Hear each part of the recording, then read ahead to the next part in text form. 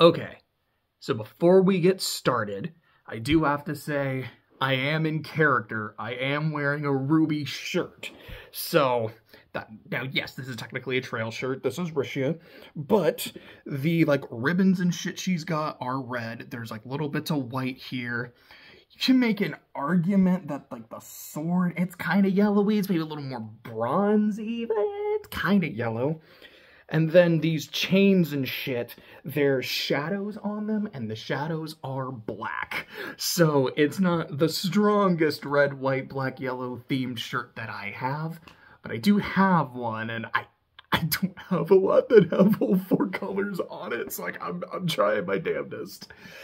But, yeah, I finished Volume 3, or excuse me, not Volume 3, I did finish Volume 3 a week ago. I finished Volume 4 an hour ago. I watched the first 7 or 8 episodes yesterday, finished the rest this morning after Frey Run, and I've spent the last 45 minutes to an hour kind of stewing on it. And I'm gonna be honest, I took notes on my phone as I'm watching the episodes and shit, but I don't have any notes on me right now. This is gonna be completely off the cuff. I didn't like Volume 4. And that's really what I've been stewing on is, why? What is it about Volume 4 that to me doesn't work where the other volumes did? And the problems that I have with Volume 4, are they unique to it? Or are they there in the other volumes, but they just didn't bother me as much? So to me, there are two major problems. One is presentation-based, the other is writing-based. So we'll start with the presentation one. It's the art style change. I had said one of the big questions I had is how different, how clearly the show was going to be different after the passing of the creator. And this is the first volume that, all of the production was done after his death. And I wanted to know, how notable is it that there was a shift in the direction? And it's immediately noticeable because the art style is completely different.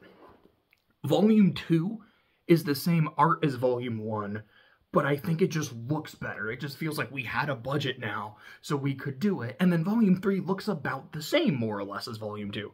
Maybe even a little bit better. And then Volume 4 is different.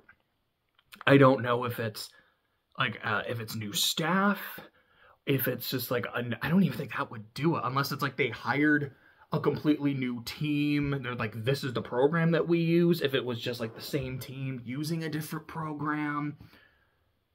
I remember when I first watched Volume 4, I liked the new art style. I remember thinking, I was yeah, I actually really like the way the models look, because I don't think I really cared for the models in the first 3 volumes. I think the lighting and the shading looks a lot better. It's I feel they can kind of do more with this art style. I like it more. And then this time I just didn't. For me, there's 2 big things. Number 1 is just faces. For some reason, a lot of the some of the faces look fine. John in particular, to me, looks basically the same. I can tell he's in kind of this newer style. But it doesn't bother me when I look at him. And I think Yang is kind of similar. I also just really like what they did with Yang's hair and the ponytail. I think it looks really nice. But, RWBY and Weiss in particular, for some reason, when I look at their faces, I'm this bothers me. It's I can tell that these are RWBY characters, but something about them just looks and feels off. And it carries over into the fights as well. Obviously, this is not going to have as many fights as Volume 3, because Volume 3 was a fucking tournament arc and a big-ass climax. It had fights out the wazoo. This one has... No, I can't remember off the top of my head. Team Ranger... Okay, I'm sorry. I have to harp on this for a second. So, a kind of a recurring joke in the first episode is RWBY is now with the remaining members of Team Juniper. So that's John, Nora, and Ren. And they're okay, what do we call ourselves? Are we Team Ranger? And essentially, we're following RWBY? or is RWBY kind of addition to our team and we're Team Junior? And I'm like, well, I mean, Ranger just sounds better. Like, that sounds way more badass. And they're kind of going back and forth a little bit. And Ren has this thing where he's like, well, we should be Team Ranger because Junior isn't a color. Which, A, made me go, have all the teams been colors? RWBY, okay, that tracks. Cardinal, like Cardinal Red. Juniper, I mean, I know that is a flower, but I mean, maybe that could be kind of a color. I remember there's a Team Indigo. Okay, that makes sense. Team Sun. I mean, I guess maybe that's why it's sun and not season, like a sun yellow. I guess that one feels strange. Wasn't Crow's team and, like, RWBY and Yang's parent, wasn't it Team Strike? Is that a color? Is there a strike color? Is there a Ranger color? I even tried looking that up. I was like, what color is Ranger? And all it was sending me was like, I don't know, was it Ford or like Toyota? I think it was Ford. It's like, do you mean a Ford Ranger and what colors they come in? I'm like, no, like what color is Ranger? And I couldn't find anything. So I'm like, so Ranger's not a fucking color either. What are you talking about? Like, it kind of bothered me. But anyways, point. There's not as many fights. There's that first fight when Team Ranger is fighting the big monster. There's the climax fight against, like, the horseman dude. Blake and Sun have this fight on a boat where they're fighting, like, a water dragon. There's also a fight with the chameleon girl. Yang has, like, a sparring match with her dad. And then the fight against Tyrion. I think that's it. So that's 6 fights across 12 episodes. So you get, like, not a whole lot. It's not, like, an insignificant amount, but, like, I guess it's, like, it's a relatively decent amount, especially for what Volume 4 is trying to be, which is it's a hangover episode. It's like, look, a whole bunch of shit just happened, and now everyone needs to deal with it and kind of work through their shit at their own pace, which is fine. Like, I'll talk about the writing when I get to the writing. But I don't mind the lack of quantity of fights, but I minded the lack of quality in the fights. There was just something about, and I don't know how much of that is, this is a new engine and they're kind of like getting their feet wet with it. But there was a lot of times where it was like the action was really slow. And I've said before, not just with RWBY, but in general, I really like my action very fast-paced. If it's going to be slow, the choreography needs to be, it has to be fantastic. Like, I can really just appreciate all of the moves going on. Or the effects have to be really, really, really good. And that really didn't feel like the case here. And there's also just some parts where I just wasn't feeling the impact or the weight of shit. Like, I'll give an example of when I could, like, really feel some weight and impact and a time when I couldn't. When, like, during the Tyrion fight, there's this scene where RWBY is basically Scrooge McDucking her way, like, up a roof. And she's usually like, all right, I'm on my scythe, and I'm, like, jumping into the air, shooting my scythe, like, shooting downward, and the recoil is sending me upwards. I'm like, okay, that's some RWBY shit. That makes sense. It's all about recoil and momentum. And there's a part where they're also fighting the centaur dude where, like, I'm seeing her do some, like, crazy shit where, like, she's staying in the air by shooting the ground. I'm like, yes, that's how RWBY fighting is supposed to work. That makes a lot of sense. But then there's a scene when, in that first fight, when they're fighting the rock dude, where she's in the air and she shoots him, like, thrice, and she didn't move. I'm like, but that's not how this works. And not even just like, well, I mean, that's how physics works, but it might work different there. Like, no, this is, like, how it works in RWBY, especially with this character. She uses recoil. She uses momentum. She can't just stay in the air, shoot thrice, and not move. That's bullshit. There's also a scene also in that fight where, like, she shoots backwards to kind of propel herself down, which makes sense, but I'm like, I don't know. I feel like you were kind of falling way too fast. Also, when they beat the thing, and it's like a little spirit leaves, like it's a little grim spirit, she snipes it, like she shoots it in the head, and it dies. But what? That feels like a really, really weird thing to harp on. You're like, yeah, she has a fucking sniper rifle. She shot a monster in the head, and its like head exploded, which you actually don't see. It's just she hits it, it fires, blah blah blah, and then you don't actually see it die, but it's kind of assumed that's what happens. But I see what happens in RWBY when you hit something with a bullet. It doesn't really do that much damage. Bullets feel like they're not there to hurt it. It feels like they're there to maybe soften it up a bit or distract it. Or again, like to use like for momentum and recoil. So I was like, wait, you can actually kill a Grim with a bullet? Why is that like never fucking happened? I don't know. Maybe it's like a minor thing to harp on, but even like even in the first fight, I was like, this feels wrong. It's off. It doesn't quite work. There are some good fights though. I think Yang sparring with her dad, and it's very, very short. But I was like, no, like I feel like there's a good amount of like speed here. There's some impact here. I think like the actual hand-to-hand choreography is pretty all right. Like it is pretty good. I do actually think the fight with Tyrion is really good. I think it was like when it's Team Ranger versus Tyrion, I was like, yeah, this is very slow and the movement looks like kind of wonky. I'm not sure about this. And then as soon as it becomes Crow versus Tyrion, everything got better. It's like, okay, this is now fast. It's a lot sharper. I can actually like feel some of the impact of the attacks. Really, really good shit. And then the part where RWBY hooks his tail with her scythe and then shoots. So she like blows the like scorpion, like the stinger part of his tail off. That was fucking cool. Like I liked that a lot. And then you've got, like, Blake and Sun fighting the water dragon, where there's this part where Sun has his clones, and Blake is using them as springboards, like, to get up. And I'm like, that's really fucking cool. I just didn't really feel, like, the impact of her, like, jumping off of them. And even as she's, like, using her weapon to, like, cut down the thing, I was like, it's happening, but I'm not really feeling it. Like, the way can you feel it, Mr. Krabs? It's like, I just wasn't. Was it bad?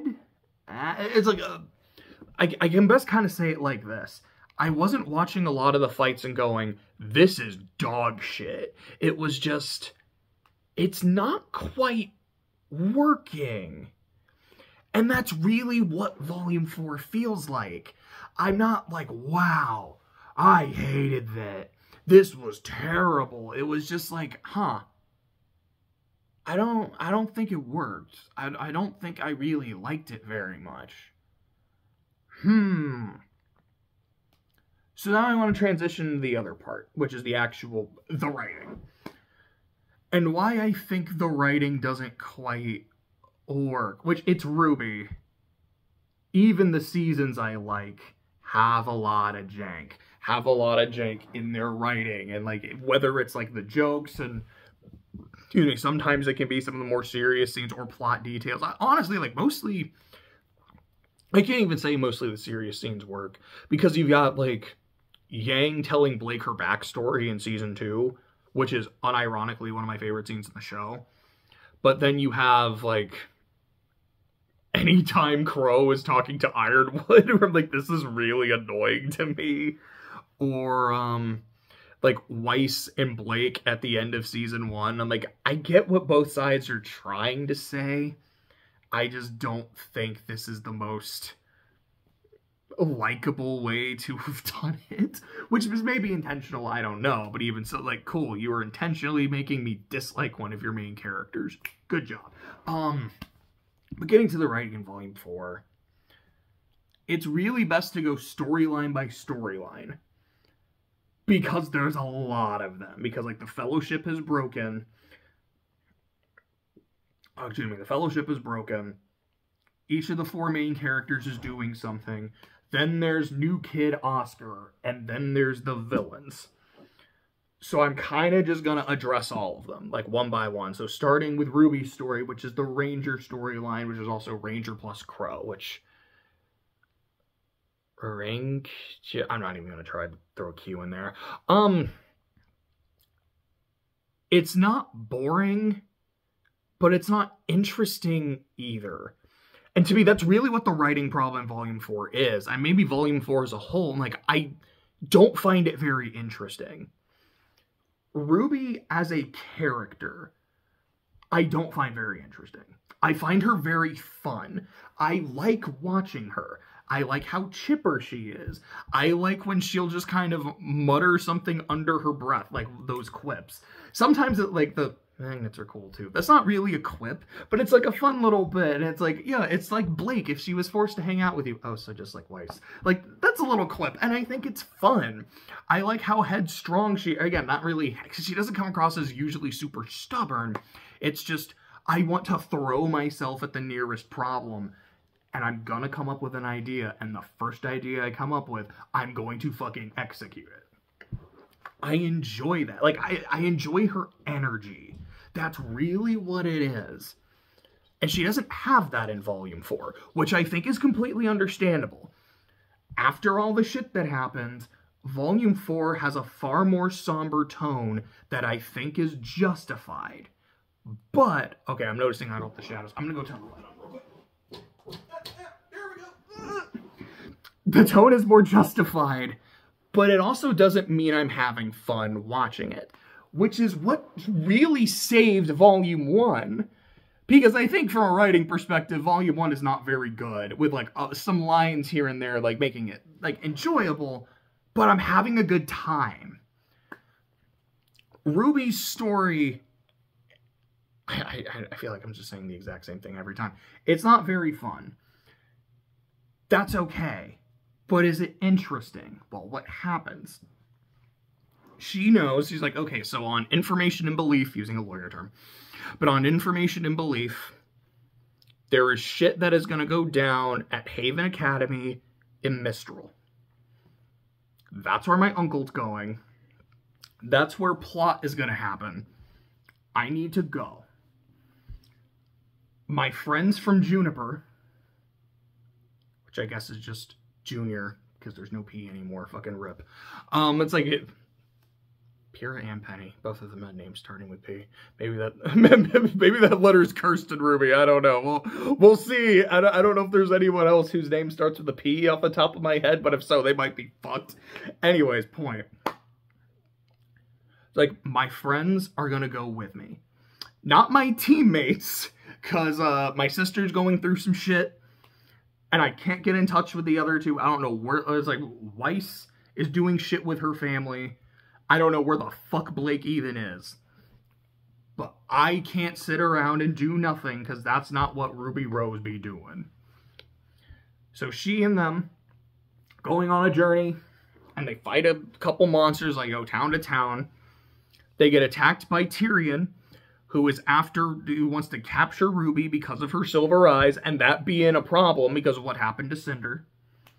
Crow saves them, tells them about the maidens, gives them another story about the two gods, who are a pair of brothers. There was the god of light and the god of darkness, the one that created life versus the one that created destruction, and this kind of never-ending cycle they had until they said, fuck it, we're going to make something together that has the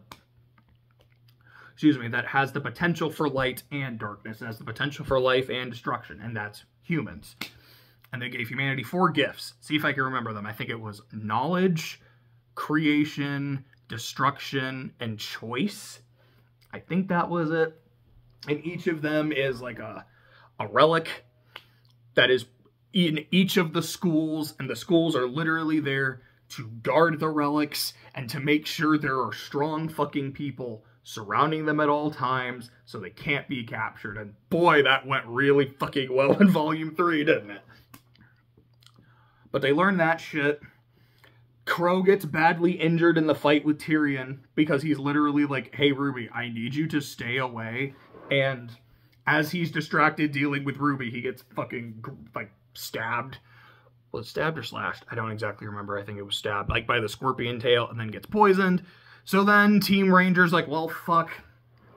We gotta get him to safety. They end up going to Ren and Nora's old home, which was fucked up by a Grimm, and the Grimm ends up showing up, and they fight it, and then they kill it, and then they get taken to Mistral.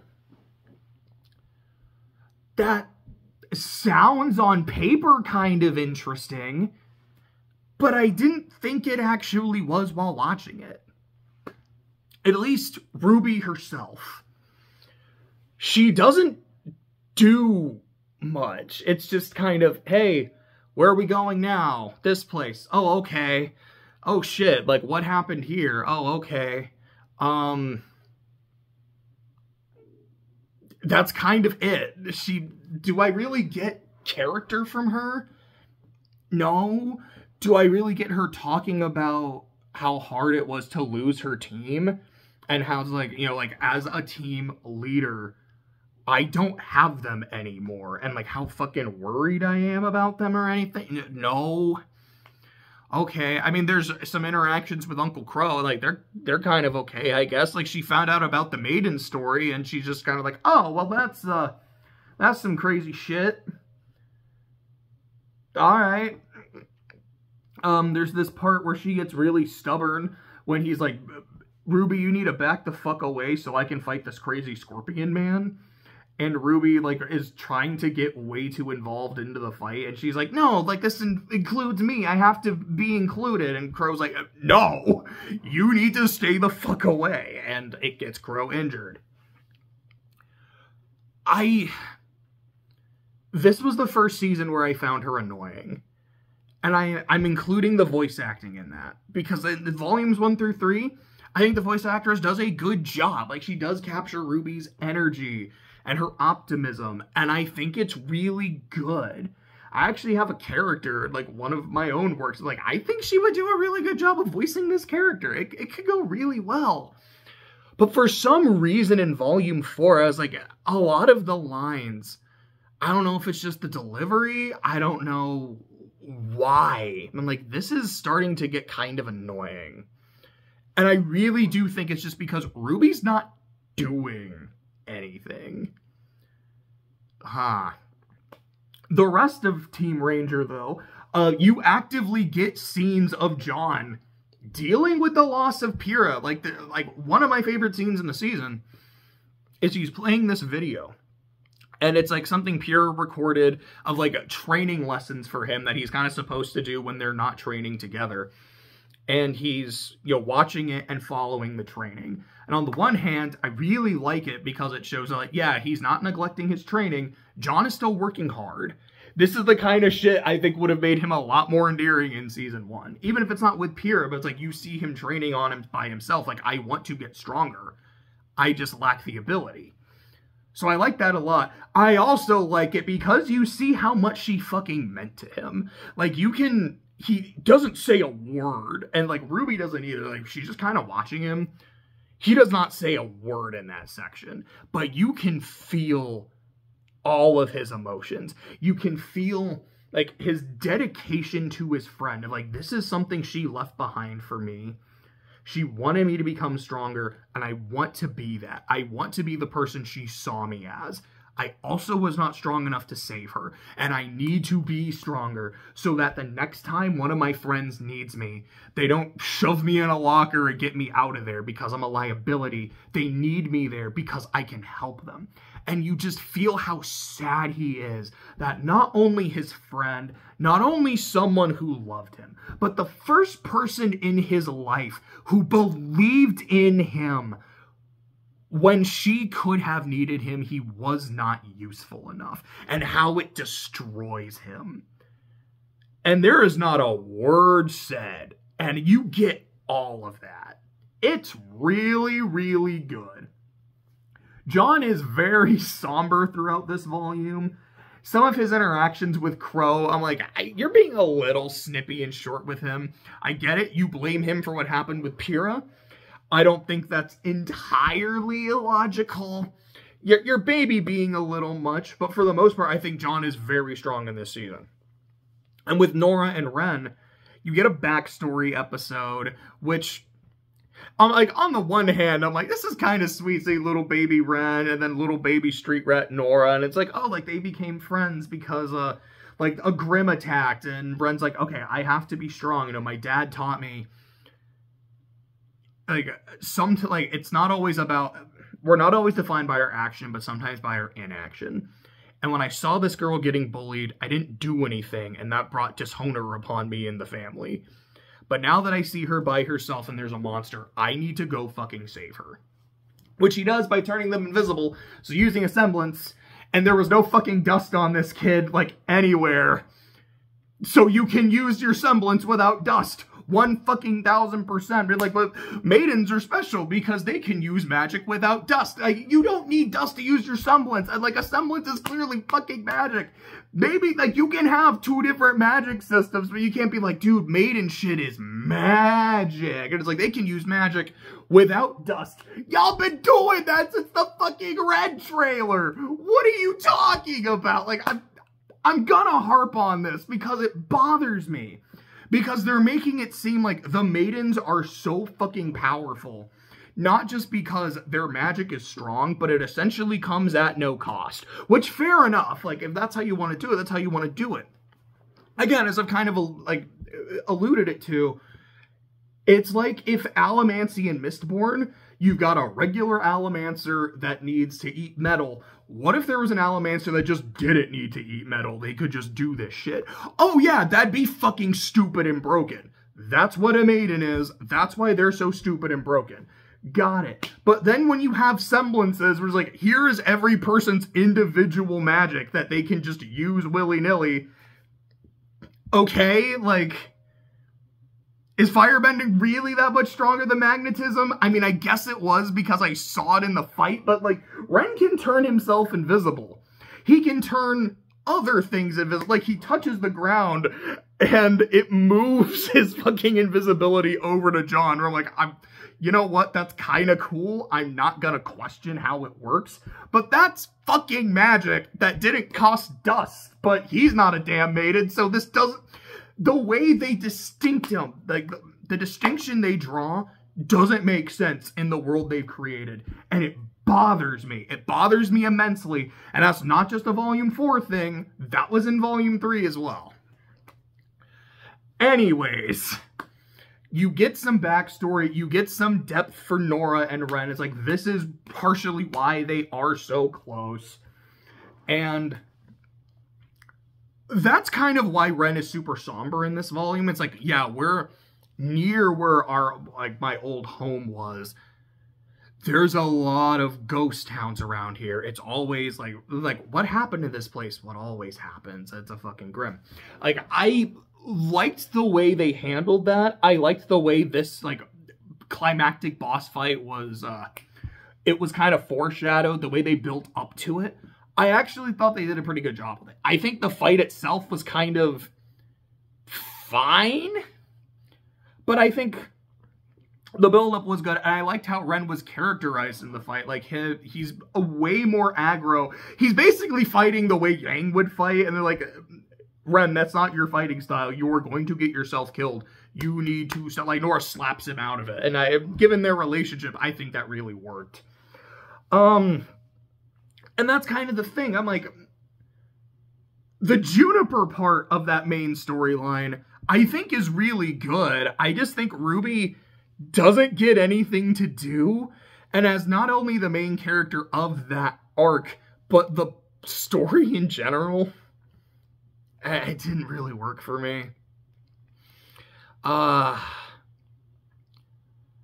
I know I've brought it up before, like, there's that one scene that lives in my head rent-free of Tyrion showing up, fighting them for, like, 2 seconds and going, you interest me, to Jon. You two don't matter, but I'm here for Silver Eyes. And me thinking, literally, what happened to make him interest you? Rewatching the scene, I'm like, okay, benefit of the doubt. There's a scene in an earlier season where they're like, oh, Jon has, like, a lot of aura, like, his potential's limitless kind of shit. You can make an argument that maybe Tyrion just sensed Jon's aura, and he's like, okay, I can sense how fucking powerful this dude is if he, like, really could commit to it. But it's not like there was anything in the fight itself, because it was so short, that would really make him go, yo, wait a second.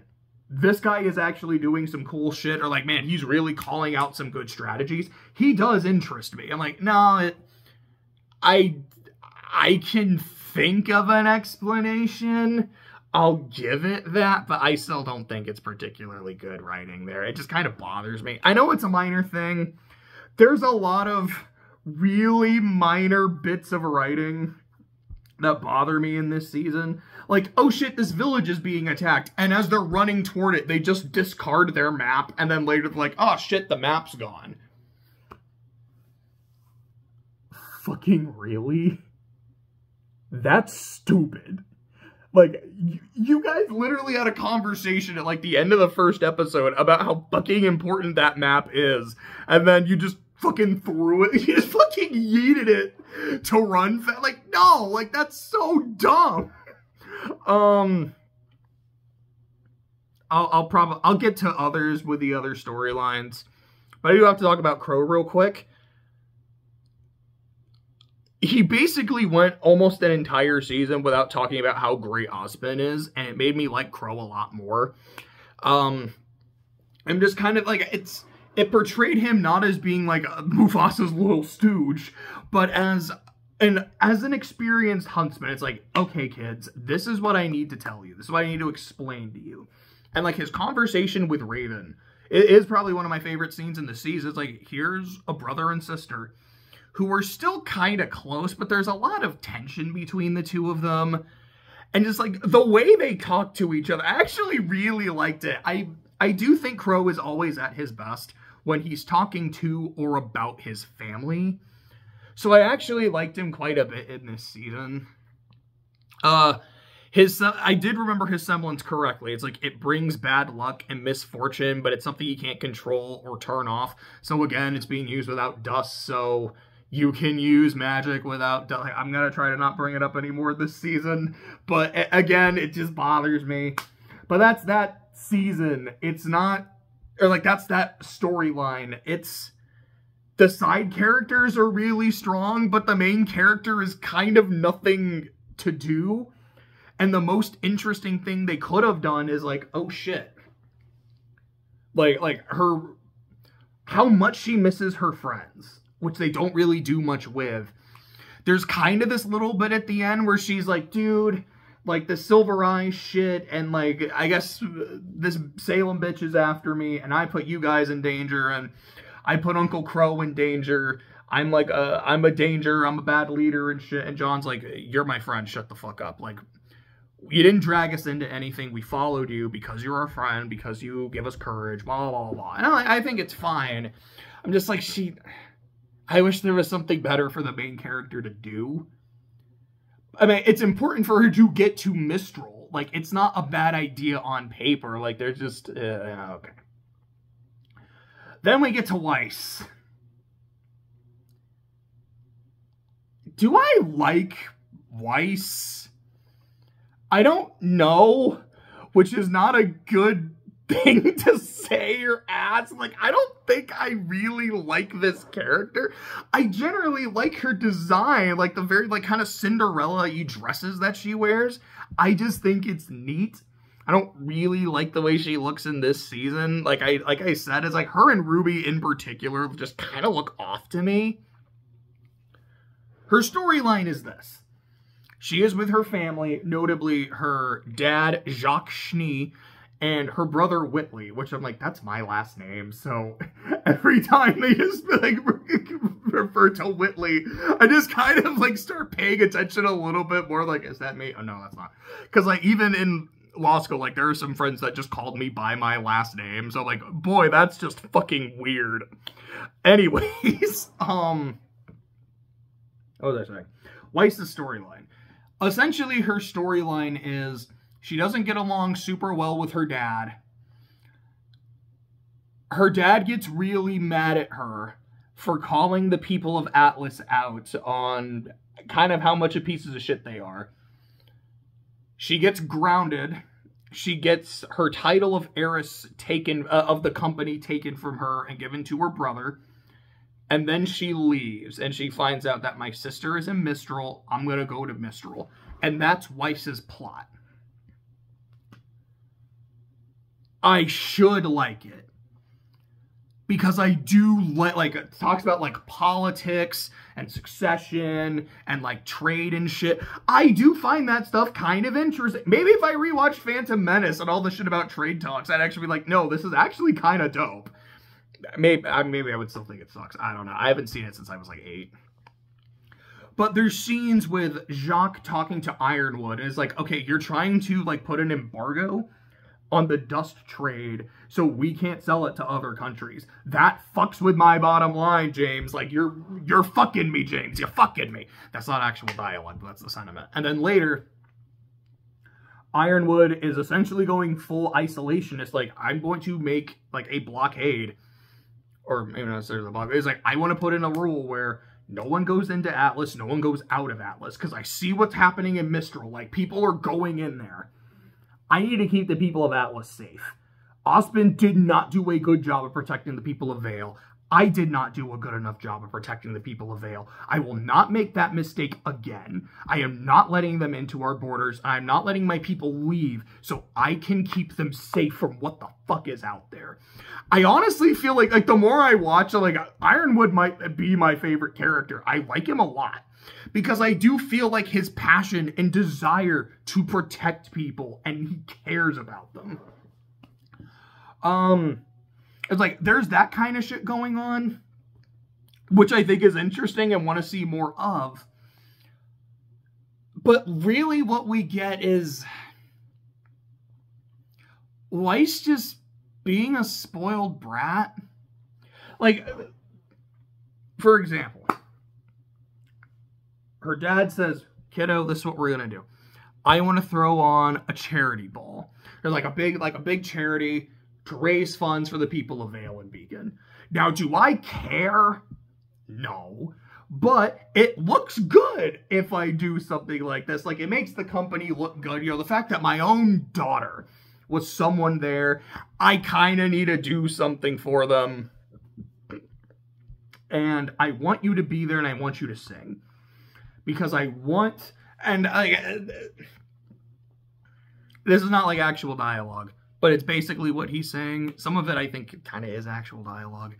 It's like, I need you as a victim of what happened to appear strong and show like the strength of our family, you know, that like the light is still going, that no matter how bad shit gets, we as humanity and we as Schnees will always rise above it. I want you to perform. And Weiss is very hesitant, but she's like, are you asking me to or are you telling me to? What do you think? Okay, I'll do it. That's my girl. And I was just kind of thinking to myself, it's like, why didn't she just say yes? Now, on the one hand, I'm like, okay, she doesn't want to be her father's pawn. And that's kind of something that they were talking about in season 3. On the other hand, it's like, I don't know, I feel like a charity performance for the people is something that Weiss, as someone who wants to uphold the Schnee family name and give it its honor back, is something she'd be really fucking down to do. And it's like, okay, my dad's heart is not in the right place, but it's still a good plan. I can do that. And it's like, you know, it's something where if I am the heiress of the company, it's something that will make me look very good, that I can maybe use to my benefit later. I can also, like, I want to do this to help the people. But if it also earns me some goodwill in the long run, it's not a bad idea for me to do it. That's interesting to me. I'm like, that's fucking cool. So, of course, like, there's no conversation about that. There's no internal monologue about that. It's just, I don't really want to. Come on. Okay. That's basically how it goes down.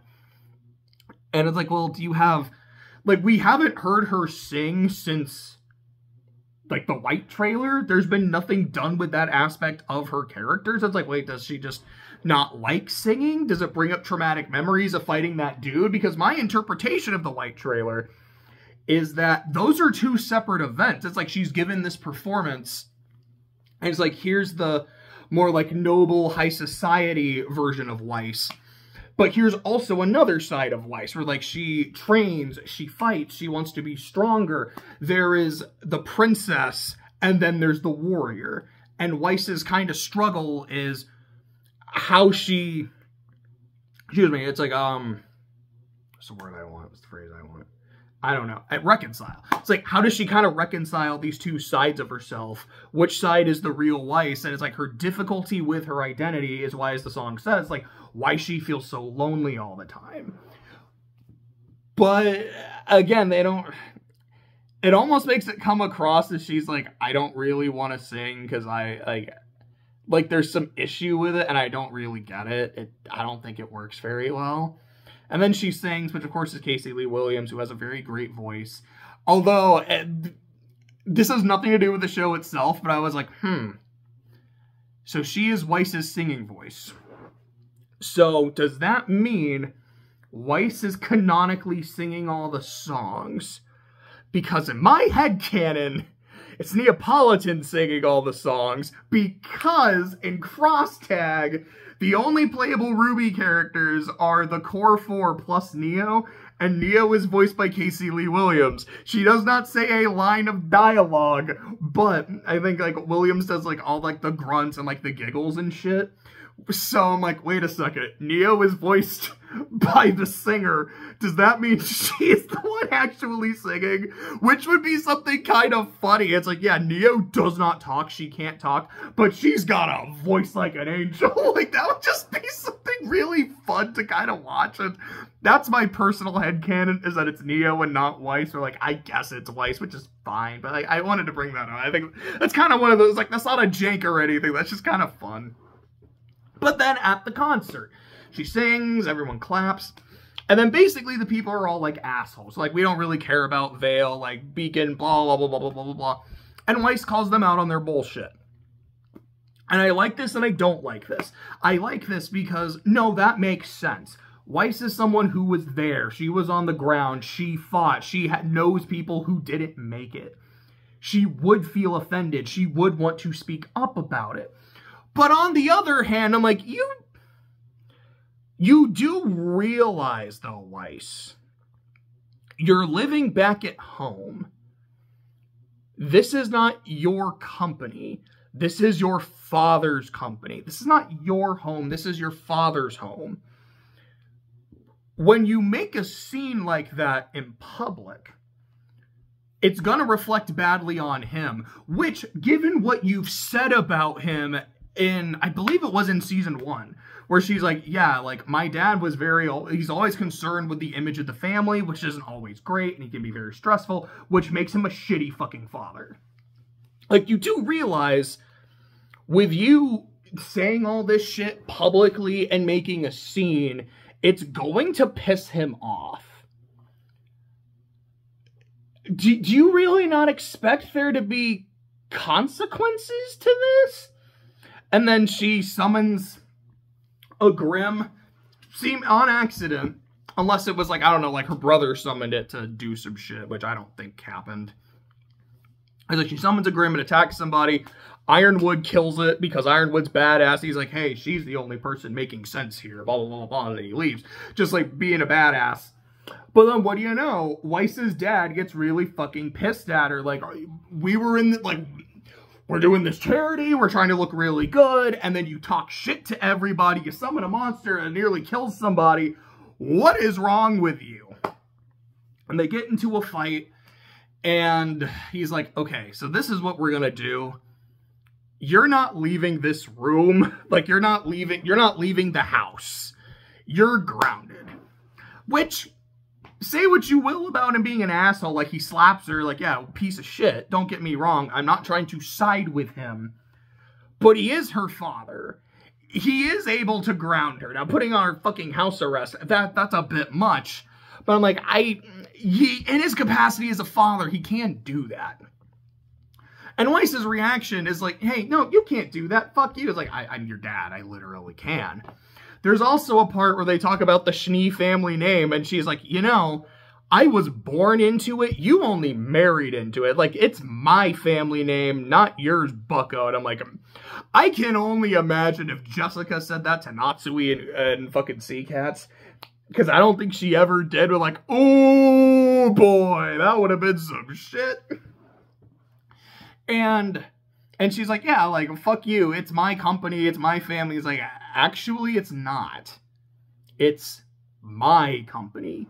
You're the heir to it right now. And, actually, you know what? Fuck you. No, you're not. I'm not gonna give you the company. I'm gonna give it to your brother instead. You can't do that.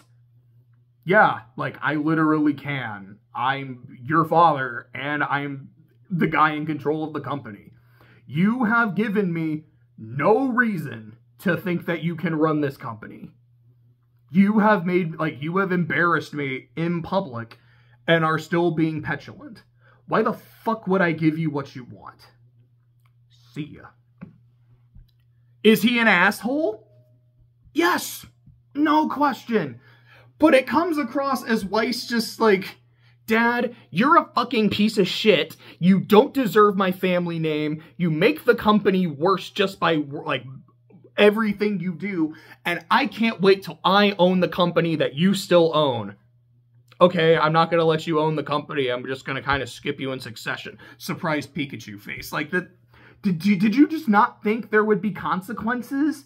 Like, Weiss, I want to like you because I don't disagree with what you're saying. But there's this thing called common sense, which makes you not say it that way.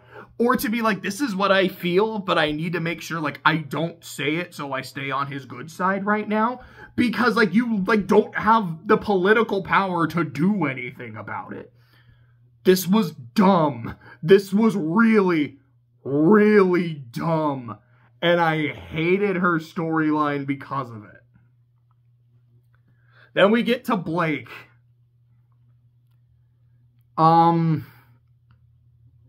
really like the scene with her dad when the two of them are just kind of talking about shit, and she's like, I said some shit back to you and Mom way off screen before the story started. I called you cowards. I said, like, you didn't really, like, the fact that you were leaving the White Fang means, like, you didn't really believe in anything anymore, and I didn't heed your advice on them, and I paid the price. I was wrong. I was 100% wrong, and I am sorry for leaving. I am sorry for the shit that I said. And her dad essentially says, you are my fucking daughter. You don't have to apologize for a damn thing. Your mother and I love you. We will always love you, and we trust you. Yes, you made a mistake. You learned from your mistake. You went down the wrong path. You got out of it. That's not easy to do. Like, we love you. We also, like, from what you've done and were able to get out of, we also have, like a strong sense of respect for you, too. You have a home here whenever you want it, whenever you need it. But if you've got shit that you want to do and take care of, we wholeheartedly support you. It's like, I really like her interactions with her family. I think it's easily the best part of her arc. The rest of it, I don't know. Do I like Sun? Because I find him really annoying in this season. Like, most of his dialogue feels like kind of comic relief. And I don't think it's that funny. I actually think it's kind of annoying. The fact that he follows Blake, I'm very torn on. Because on the one hand, there's two ways that I see it. Way number one is, my friend is leaving everybody. I can see that, like, she is trying to sneak off when no one is noticing, which means there's something wrong. And as her friend, because they genuinely are friends, I want to go make sure that she is okay. I don't want her to feel like she is alone. I want her to have someone who can watch her back. And given season 2, and the fact that she was so dedicated to stopping the White Fang, like at her own fucking detriment. It's so personal to her. I don't put it past her to do this shit on her own, especially because Yang got injured. She probably feels responsible. She's gonna go on like a one-woman mission, and I can't let a friend do that alone when I can help her. I'm following her. That I really like. The other way you can look at it is he's fucking stalking her, and that's not okay. And Blake's like, you're fucking stalking me. Like, that's not okay. And he's like, hey, this is what I think you're doing, and I want to help. Well, that's not what I'm fucking doing. Oh. Well, I mean, I'm already here. I'm already on the fucking boat. I can't just leave. But it's like, fair. And I'm like, I'm gonna give him the benefit of the doubt on this one, but there is a part of me that's like, that could be kind of fucking creepy. And the scene where he's like, she's having this very tender moment with her dad, and then he accidentally knocks the door down, is like, oh shit, whoops, I wasn't trying to listen in on your conversation there. Oops. Like, that was so unfunny and annoying. I hated it. I'm like, I don't really blame her for, like, there's a part where he shows up on the boat and helps her, and her reaction is to slap him. Like, why? That wasn't funny. That wasn't deserved. And then him knocking down the door and ruining this moment with her dad. I'm like, no. He kind of deserved that one. Which also reminds me, going back to Weiss real quick, there's a scene where her dad calls her. And he's like, look, she gets a message, I think, from her brother. Like, Dad wants you. He's in a study. Cool, thanks. So she goes down. Here's him talking to Ironwood. What do you think Weiss does? Does she, A, sit there quietly, wait for them to leave, and then enter the room, like, once she's kind of officially summoned? 2, does she knock on the door, let them know, like, hey, I'm here. I know you wanted me. Or 3, does she just, while they're in a conversation, open the door, slink into the room, and then just stand there? She picks the third option. Like, the most rude possible way of doing things. And that's what she did. And yeah, her dad's like, did you fucking forget your manners when you were over there? No, father. I'm like, I don't know. Clearly you fucking did. Like, why did you do that? Why? That made no sense. Like, you picked the objectively wrong answer when there were 2 perfectly good ones. What the fuck is wrong with you? And like, I think Weiss is she's written really stupid in Volume 4, man. But then going back to Blake and Sun,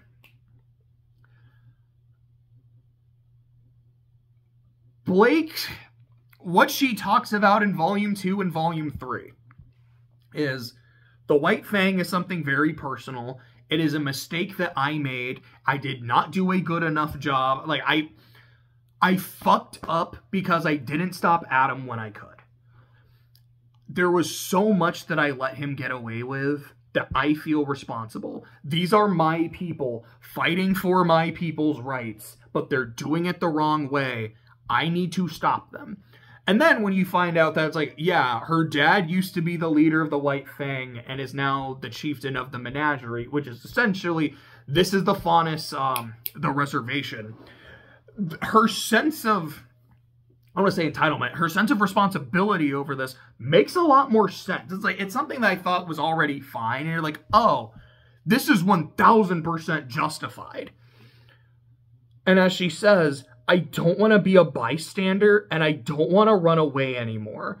I've done my share of... It's like, that's who I am, but I don't want to do that. I can't just sit on the sidelines when bad shit happens. I need to help. I need to act. So what does she do in Volume 4? Runs away and decides to be a bystander. Okay, so I guess we're just going to completely regress the character. Got it. I don't really like it. It's like, okay, so on the one hand, her saying, a bunch of shit happened. I want to go home, talk to my parents, kind of make up with them, and then figure out what I want to do. I think that's understandable. I kind of like that. Her saying, when I get involved in shit, my friends get injured, and I don't want that to happen anymore. It's just a trope I don't like. I'll be completely honest. It's like, does it make sense? Like, does it make sense? Kind of. Because on the one hand, it's like, yeah, like, Yang fucking lost her hand saving you there. 100%. But also, I'm like, but I mean, look at season 2. They were helping you with a lot of shit there, and it's not like anyone suffered, like, severe injury. Everyone was kind of okay, so, like, nothing really happened when they were helping you in season 1 or in season 2. It did happen in season 3, but it took a while, so even your thing of, like, every time, man, it's like, not really every time. I still get it, because you feel really bad for Yang, but even then, you're like, oh shit, I feel really fucking bad for what happened. I'm just gonna leave. Makes you look awful. And if Sun was right on the money of Blake going, I can't let my friends get involved in this anymore because they're gonna get hurt, I gotta go fight them, and you leave without a word, I get it. Still a trope I fucking hate, but I get it in context. But this was, like, you didn't even say, like, look, guys, I, like, just need to go home. I have a lot of shit I need to work through. Like, I need to talk to my family because, like, my family was super involved with the White Fang, and now they're not. They might really know what to do. I have to make amends, but I can do it. Like, communicate with your fucking teammates. I would be a lot more, like, I would like this a lot more, but it's like, no, I completely left them. I didn't talk about them because I can't let them get involved with me and what I'm gonna do. Okay, cool. What are you gonna do? Go home and think. That you like, couldn't let them know that you were just gonna go home and figure shit out? Like, that, what the fuck? That's actually stupid. I hate this. Maybe that's the problem. Maybe it's less that I'm like, I find these storylines not interesting. It's, I find them stupid. Like, I think RWBY is not interesting in this season. Team Juniper is interesting, and I think it's, for the most part, handled very well. Crow, I think, is handled well. Weiss is written stupid. Blake is written, I think, also stupid. But I really like her interactions with her family. I think that's very strong. And her storyline doesn't even, like, have a satisfying end. Like, what does Team Ranger do? They made it to Mistral. Like, they were able to do some shit, and they got there. While also adding some character depth for the Juniper members along the way. What did Weiss do? I mean, she broke out of her room. Like, she was able to get out. She's stowing away. She's on her way to Mistral to meet up with her sister and figure out what to do. What does Blake do? Which is kind of like, cool, I've decided I'm gonna take action. Yeah! Oh, that's just kind of it. Like, we're not gonna do, like, a climax or anything, or... Okay, this was purely set up for Volume 4. I was trying to say 4 and 5 at the same time, but it just came out as 4. That was weird. I was like, this was just set up for Volume 5, which is necessary, but... Boy, I don't think they did Blake any favors with it, I'm gonna be honest. And then we get to Yang. I've talked a lot of shit about Yang, especially in Volume 3. I'm like, dude, all you do is job. It's kind of funny how hard you get your ass beat. Like, I'm sorry, but damn. Yang is, no question, full sincerity, the best part of Volume 4. And I can say that with no hesitation. Like, maybe, like, the Juniper members of Team Ranger, they're the only thing that gives Yang a run for her money. This is what I wanted from Volume 4. A character dealing with what the fuck happened in Volume 3, and it being engaging, and them being likable. RWBY's not really dealing with the emotional fallout of, I watched a friend die in front of me. Or my family and, like, my teammates are split up. And, like, me and my sister are separated for kind of the first time. And it's not even written in a way where it's like she's so damn chipper that like she's like kind of like a Pollyanna, like she's just like putting on this like happy face to hide the issues. They're just kind of not really addressed with her. Weiss, there's those scenes where she's like talking to the people of Atlas, like this is what it was really like in Vale, assholes. But even she doesn't like really seem to talk about or miss her friends that much. Blake is clearly dealing with a lot of shit, but I don't love the way it was handled. Yang, I got my ass kicked, and I've literally lost a part of me. I am not whole. I'm not okay. She has severe PTSD from what happened. She can't really function right. It's like, yeah, she's very mopey. It's understandable why she's like this. The only part that I'm a little iffy on is her getting the new hand and her just not wanting to try it out. Like, on the one hand, no pun intended. No pun intended. Fuck, that actually kind of sounded bad intentionally. But on the one hand, it's like, I get her not wanting to try it. It's like, this is not gonna feel right. Like, I'm replacing something that I hate that I have to replace in the first place. Like, it's almost kind of a sense of like, if I get my hand back, I'm moving back to normal, and I don't know if I should yet, because I don't know what normal means to me. I don't know if I'm ready for normal.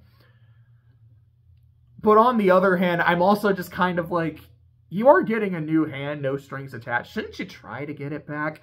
But honestly, like, there's a part of me that's a little iffy, but for the most part, I think it works really, really well. And her dad is one of the other things that really sells the storyline, because I really like her interactions with her dad. Like, there's literally a scene where he's, like, yelling at Yang in front of two of the other teachers, like, man, you're so fucking stupid. Maybe you lost some brain cells when you got your hand cut off. And everyone's just staring at him with their fucking jaws on the floor. And I'm like, oh my God, what the fuck is wrong with you? And then Yang just starts laughing and like punches him on the shoulder. And I'm like, okay, it's fine. That's not someone being a complete fucking piece of shit. This is how they talk to each other. He knows his daughter. He knows what she responds to. That's Gucci. And I like that. It's something that kind of goes unsaid, but it's something I picked up on. When he's like, you know, you didn't go for the new hand. Why? And she's like, well, I don't really know what my normal is anymore. And I don't remember exactly what he says, but what I was getting out of it is essentially he was talking about the situation with his wives. I don't know if he was married to either of them. Maybe he was, but like, the two women that he loved. And it's like, yeah, there was someone I loved that I was really close to. We even had a child together. And then I lost her. I lost a part of me, the way that Yang lost a part of her. And I wasn't sure what normal was anymore. I wasn't sure how to move on. Should I move on? And I didn't want to replace her with something new, but something new did come along. And I'm not going to say that new with Summer, and it's like, I don't want to say that new thing is better.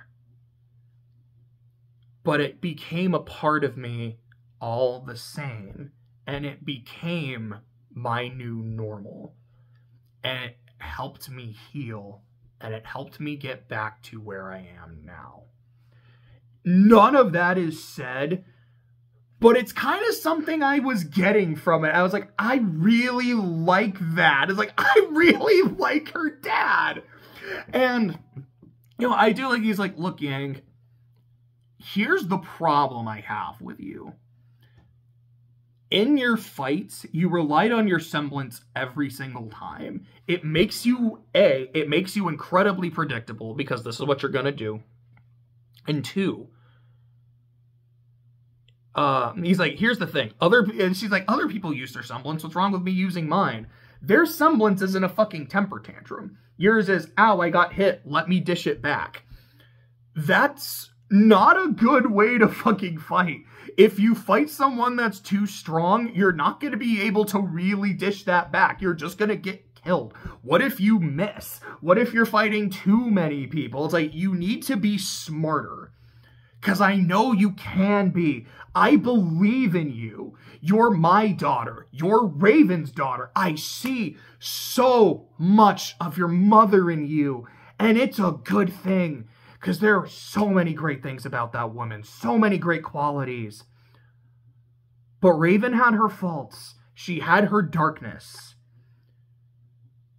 And I don't want you to fall into that too. And I know you can. But I also know you're strong enough not to. And I want to see that part of you. And I like that when she leaves, he's like, where are you going? Because you know where your mom is. I know Crow told you. I told him not to, but I know he did. But you also know where your sister's going. Where are you going? And ultimately, she does choose her sister. And I really liked it. Yang is the best part of the season. As like that little part where she's like training with her dad. I'm like, this just looks really nice. And like, I like their bond. Like, it's... Sometimes, like, when they're just fighting Grimm, I'm like, this is just a monster. I don't care. If it's really cool, it's fun, it's high energy, I can care. But just them fighting a monster doesn't mean anything. The one at the end where they're fighting, like, the horseman dude, that means something to Ren and Nora. So I am more invested. I just thought the actual fight itself was kind of alright. But here, I'm like, this is kind of like the culmination of Yang's story right now. It's going really well. The one thing I don't like has nothing to do with Yang herself. But, her dad is talking to her and he's like, yeah, so, I was able...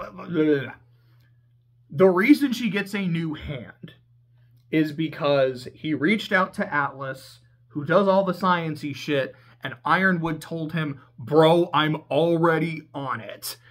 And that's how they got it. And I remember hearing that and thinking, why? Now, I understand her dad going, I'm gonna go make some calls, pull some strings. I am kind of well connected.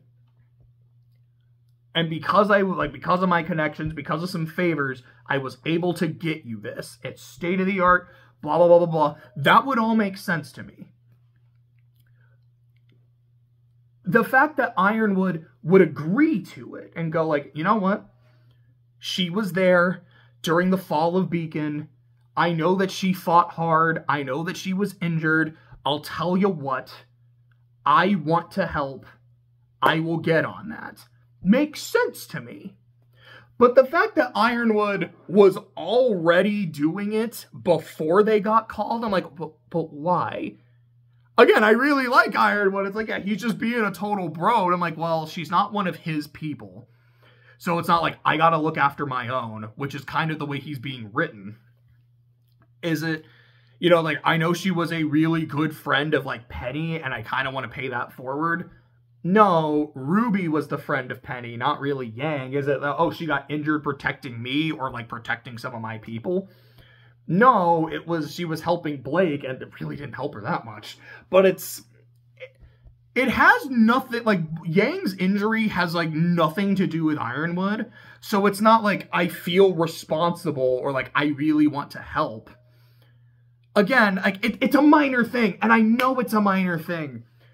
But when there's so many little minor things that make me go, huh? Wait, really? It starts to add up. Again, her dad saying, I'm going to pull some strings. Makes sense. If that happened first and Ironwood said, I'm going to help, and then it comes in, makes sense. But it's just that little bit of, yeah, he was already working on it. I mean, doesn't he have enough shit on his plate without prioritizing someone he barely knows and has no responsibility toward? It doesn't make sense to me.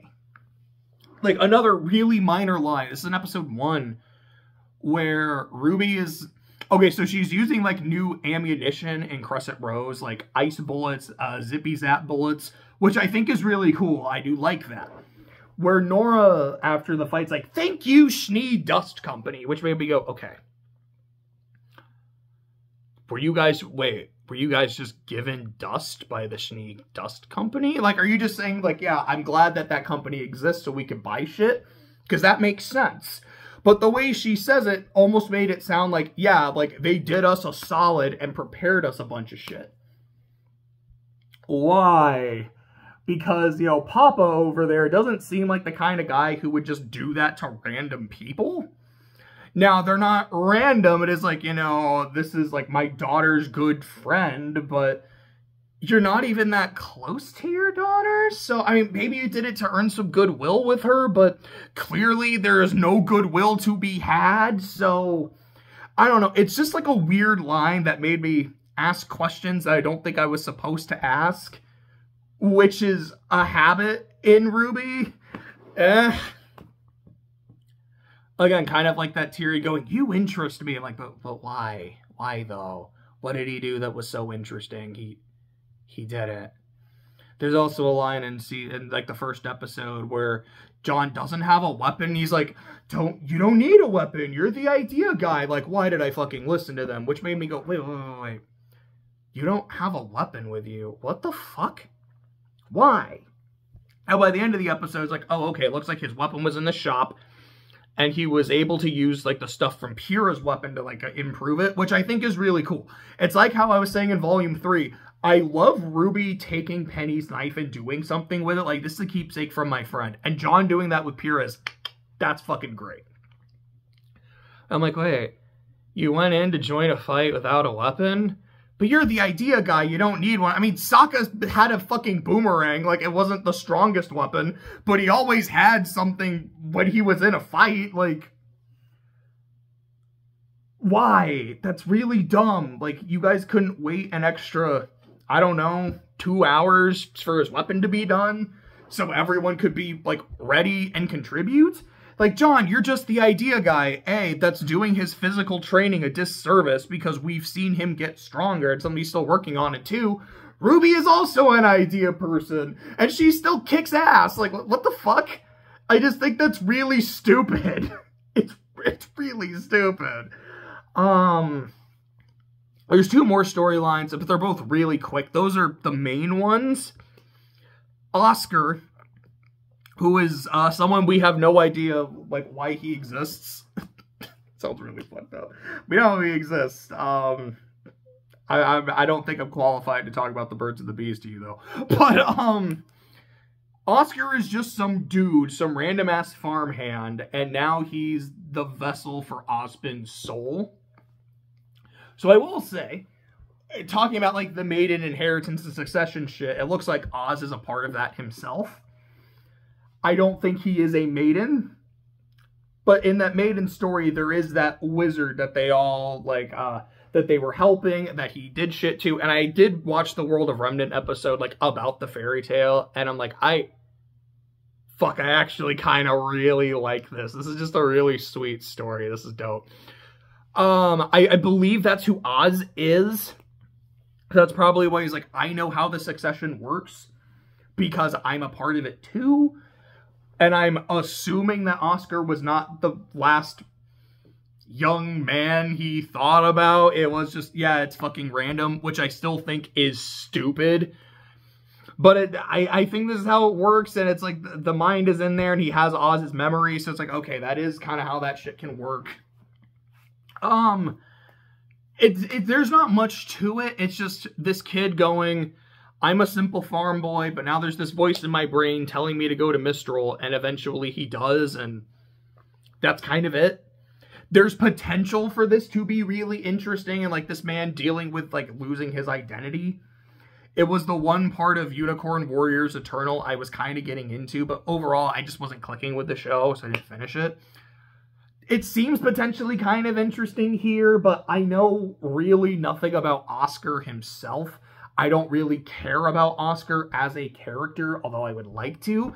I don't really care about Oz that much, even though I feel like I'm supposed to. So we'll see if it goes anywhere good, but here it was just kind of like, here's a little teaser for it. I'm like, it's fine. And the final storyline is the villains, which is just, we're working on some shit. That's kind of it. Cinder got fucked. She, like, can barely talk. She's missing an eye, so that silver-eyed bullshit really was some ultra-powerful bullshit. The fact that it was able to do so much damage kind of just makes me like it less with how... Not completely out of nowhere, but I feel like its build-up could have been handled a lot better, especially with the fucking impact it had. You do get to meet Salem. There's not really much. I think her design's really cool, but she doesn't really do a whole lot. She has these 3 other droogs. There is Hazel, who is this big unga-bunga dude that doesn't really do anything. There's Watts, who's this dude with a really nice mustache that I believe is voiced by Christopher Sabat, which I think is kind of cool. He's like talking shit to Cinder for failing, and I'm like, what are you talking about? Like, what did she not do successfully? And Salem's like, yeah, what did she not do successfully? She fucked up the school. She killed Oz. She got the maiden power. It's like, all right, she didn't get the relic. That wasn't great, but I mean, we're still looking for it. We're doing what we can. Which, thinking about it, is like, they don't know where the relic is. Is it just like Oz's cane? Because I don't know what these all look like. That's a possibility. Maybe it is just like in his fucking cane. That'd be kind of cool. Which is kind of another thing. They're like, did you kill Ozpin? And Cinder's like, yes, like I did. But it's not, because we didn't really see her fight. We don't know if she's lying because he's in a new body and is like, well, did she kill him and this is what happened? Or he astral like, again, like think of it as an Avatar. At the end of season 2, we see Azula kill Aang. But then Katara uses that special water to bring him back. So we as the audience know that the Fire Nation believes they killed the Avatar. But we also know the Avatar is alive.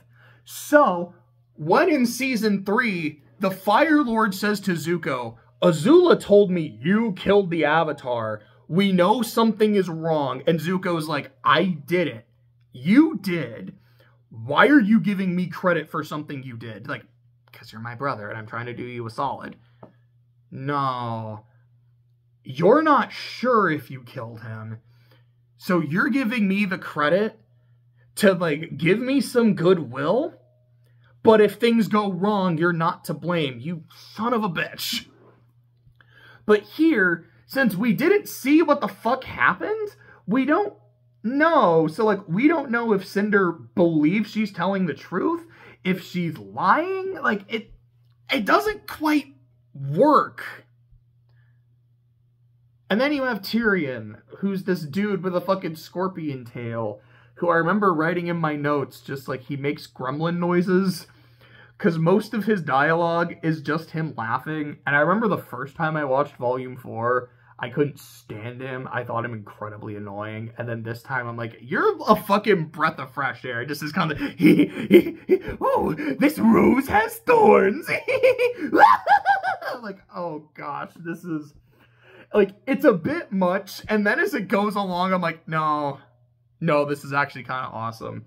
I mean, I'm wearing a Trail shirt. So, like, to use a Trails reference, he reminds me a lot of Shirley, where, like, 90% of her dialogue in Cold Steel 3 and 4 is just her laughing. She's like, dude, I'm happy to be here. I just get to fight shit.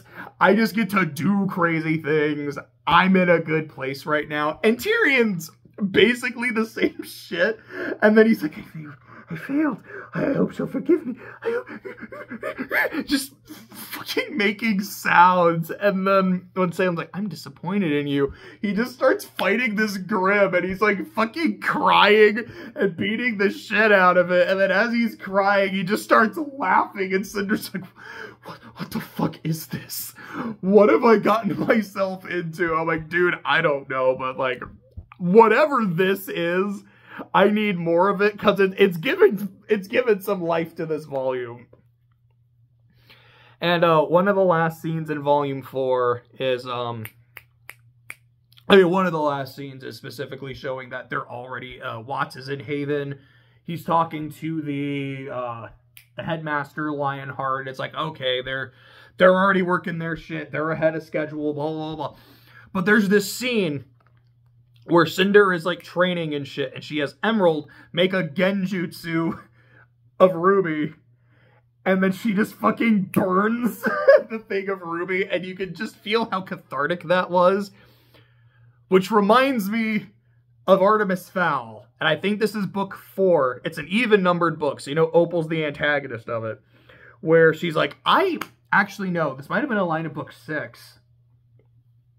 No, yeah, I think this was a line in book 6, but it's still an even-numbered book, so it's an Opal book. Where she's talking to Artemis, she's like, do you know what I want to fucking do to you? I'm going to clone you, and then I'm going to kill you, and then I'm going to clone the clone, and then kill the clone, but then clone that clone and kill that one. So I will always have a version of you that I can kill whenever I need to. I am going to kill you forever. And I remember reading that and going, that is some top tier crazy shit, and I love it. Oh, hey, bub. I think that's all I have to say about the plot and about the characters, because I kept them separate in other seasons because I could.